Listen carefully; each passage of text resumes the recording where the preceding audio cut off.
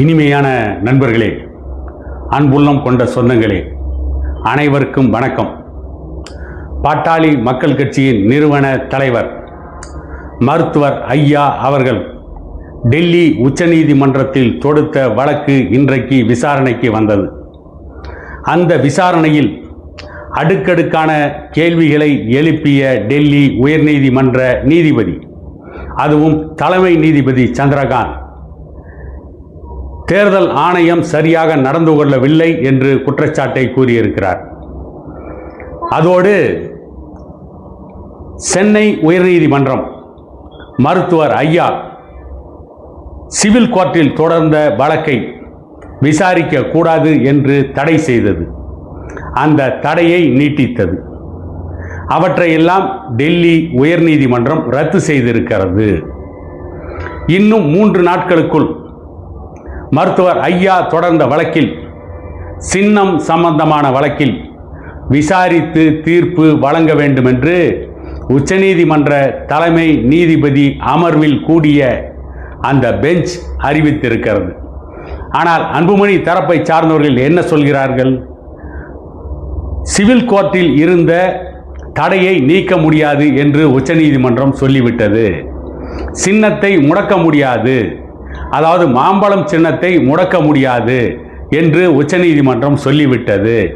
இது தைலாபுரத்தை சார்ந்தவர்களுக்கு பேரிடியாக இருக்கிறது என்றெல்லாம் இன்றைக்கு கட்டு கதைகளை கிளப்பிவிட்டு கொண்டிருக்கிறார்கள். ஆரம்ப காலத்திலிருந்து இன்று வரை மருத்துவர் ஐயாவிடமிருந்து கட்சியை பிளவுபடுத்தி அவர்கள் கட்சியை அபகரித்து சென்ற நாளிலிருந்து இன்று வரை இதை போன்ற கணக்கிலடங்காத பொய்களைத்தான் கூறிக்கொண்டிருக்கிறார்கள். இந்த பொய்கள் ஒவ்வொன்றும் வெட்ட வெளிச்சமாகி கொண்டிருக்கிறது. கிட்டத்தட்ட அன்புமணி தரப்பு சென்னை உயர்நீதிமன்றத்தில் மருத்துவர் ஐயாவால் போடப்பட்ட கேவியட் மனு இருக்கின்ற பொழுதே அதை மறைத்து சிவில் கோர்ட்டுடைய விசாரணைக்கு தடை வாங்கியதை கொண்டாடினார்கள். ஆனால் இன்றைக்கு திண்டாடுகிறார்கள். இந்த திண்டாட்டத்தை மறைப்பதற்குத்தான் இல்லாத கட்டு கதைகளையெல்லாம் விட்டு கொண்டிருக்கிறார்கள். அன்புமணிக்கு தேசிய ஜனநாயக கூட்டணியில் 18 தொகுதிகளை ஒதுக்கிவிட்டார்கள் என்று கொண்டாடி கொண்டிருக்கிறார்கள்.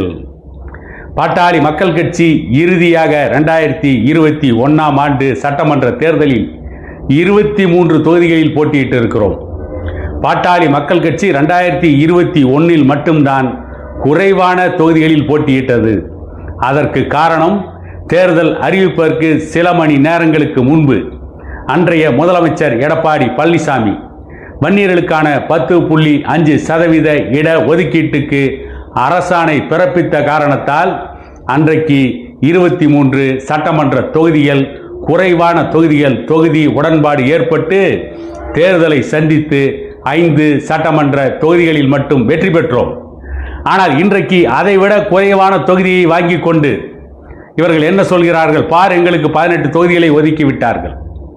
குறைவான தொகுதியை வாங்கியதை கொண்டாடுவது இவர்கள் மட்டும்தான். திமுக கூட்டணியில் திருமாவளவன் வலிமையாக இருந்தும் கூட அவருக்கு சீட்டுக்களை குறைக்கிறார்கள் என்று தெரிந்தவுடன் இறுதி வரை யுத்தம் செய்து கொண்டிருக்கிறார். அந்த கூட்டணியில் இருந்த வேல்முருகன் அவருக்கு கேட்ட தொகுதிகள் ஒதுக்கவில்லை. குறைந்தபட்சம் 3 தொகுதிகளாவது ஒதுக்க வேண்டும் என்று திமுக கூட்டணியில் கேட்டார். ஒதுக்கவில்லை திமுக தலைவர் ஸ்டாலின் என்பதால் அந்த கூட்டணியை விட்டு வெளியேறி இருக்கிறார்.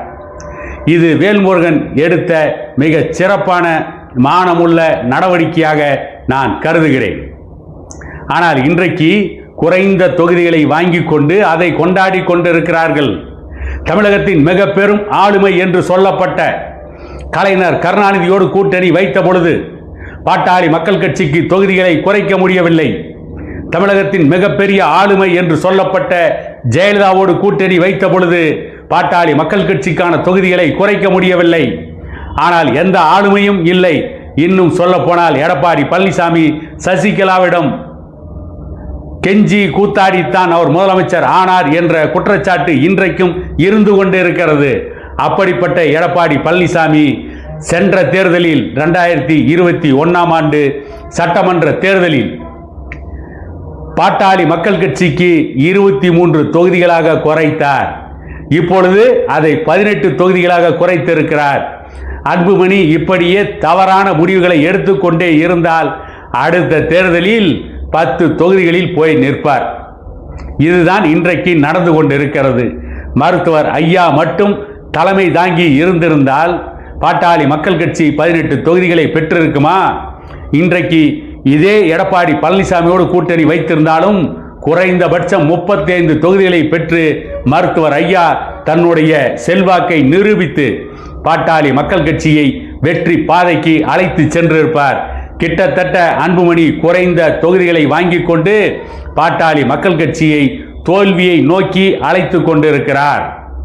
இதில் போதாத குறைக்கு வக்கீல் பாலு போன்றவர்கள் ஐயாவுடன் இருப்பவர்கள் இங்கே வந்துவிடுங்கள் என்று உருக்கமாக கடிதம் எழுதி கொண்டிருக்கிறார்.